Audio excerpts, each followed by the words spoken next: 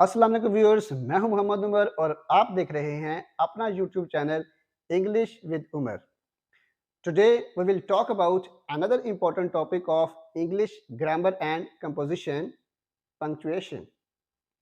So first of all, what is punctuation? As we express different feelings, emotions and meanings through our body language, through different signs in speaking, then how we can bring all these expressions and feelings in writing. बोलते हुए हमें बात convey करना, अपनी feelings express करना आसान होता है कि कब हम गुस्से में हैं, कब हम जज्बाती हैं, कब हम रुक रहे हैं, कहाँ पे हम ऑर्डर दे रहे हैं, कहाँ पे हम क्वेश्चनिंग कर रहे हैं. But how is it possible in writing? That is punctuation.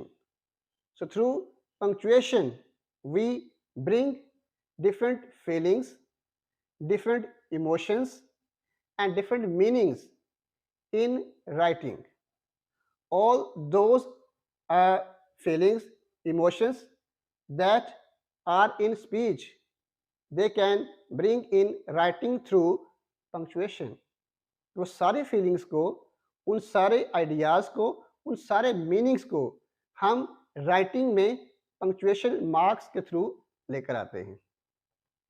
तो for example, when you ask a question while speaking, that is clear by your facial expressions, through your tone and when you speak.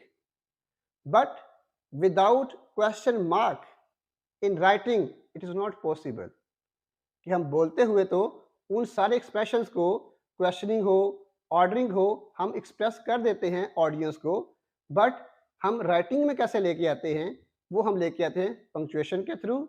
जैसे मैंने example दी कि एक question mark लगाए बगैर हम question arrays नहीं कर सकते राइटिंग के अंदर. ऐसे ही जब आपने अपनी सडन फीलिंग्स शो करनी हो, तो वो हम बोलते हुए तो इजीली शो कर सकते हैं अपनी ऑडियंस को, लेकिन लिखते हुए कैसे करेंगे? So without exclamation marks, this exclamation mark is important to express your sudden feelings in writing. Same is the case with your full stop. Means when you speak, you take a long pause. जब आप बोलते हैं तो आप लंबा सा pause लेते हैं. That shows you have completed your sentence. But in writing, जब तक हम वो फुल स्टॉप नहीं लगाते, तब तक सेंटेंस कंप्लीट नहीं होता. सो ये this full stop is another punctuation mark. Another punctuation mark is comma. Through your speech, you count different things, and it is understandable by your audience, by your listeners. As I count that I have a pen, I have a pen, book, marker, and a notebook. So through speech, it is clear that I am going to count down different things.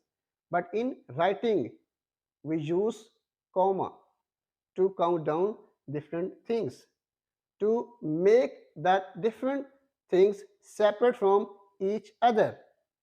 कि चीज़ों को separate करने के लिए, चीज़ों को count down करने के लिए हम कॉमे का यूज़ करते हैं. So in this way punctuation brings different meanings. Punctuation conveys different meanings. Without punctuation, a text is not understandable. You can take different meanings from the text that can be correct or wrong, but punctuation make it more clear. For example, there is a famous sentence that is written on the board of a government school. मार नहीं प्यार. This sentence is here. अगर हम इस sentence को पढ़ें, मार नहीं प्यार, तो ये एक मीनिंग दे रहा है कि भी मारना नहीं है, प्यार करना है। अगर हम मार के बाद कॉमा लगा दें, मार नहीं प्यार, इट मीन्स अब इसका मीनिंग डिफरेंट हो गया। एक कॉमा लगाने से उस टेक्स्ट का मीनिंग टोटली चेंज हो गया। सो मीनिंग्स को कन्वे करने के लिए, मीनिंग्स को क्लियर करने के लिए पंक्चुएशन बहुत ज़रूरी है। और अगेन हम इस बात को कंक्लूड करते हैं, क्योंकि इस लेक्चर में हम जस्ट पंक्चुएशन को अंडरस्टैंड करने के लिए कुछ चीज़ें समझ रहे हैं। इनकी डिटेल में हम बाद में बात करेंगे। हर एक पंक्चुएशन मार्क के ऊपर एक डिफरेंट वीडियो हम बनाएंगे, लेकिन अभी जस्ट हम इसको समझ रहे हैं कि व्हाट इज़ पंक्चुएशन। ठीक, देखिए अब इसको हम कंक्लूड करते हैं इस सारे वीडियो को कि पंक्चुएशन क्या है।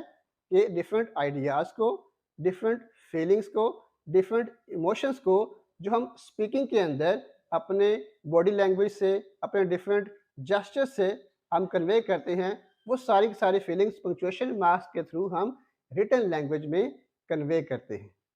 आई होप कि आपको समझ आ गया होगा कि व्हाट इज़ पंक्चुएशन। सो ऐसे ही बहुत सारी और वीडियोस देखने के लिए हमारे चैनल को लाइक करें, सब्सक्राइब करें और शेयर करें। अपना ढेर सारा ख्याल रखिएगा। अल्लाह हाफिज़।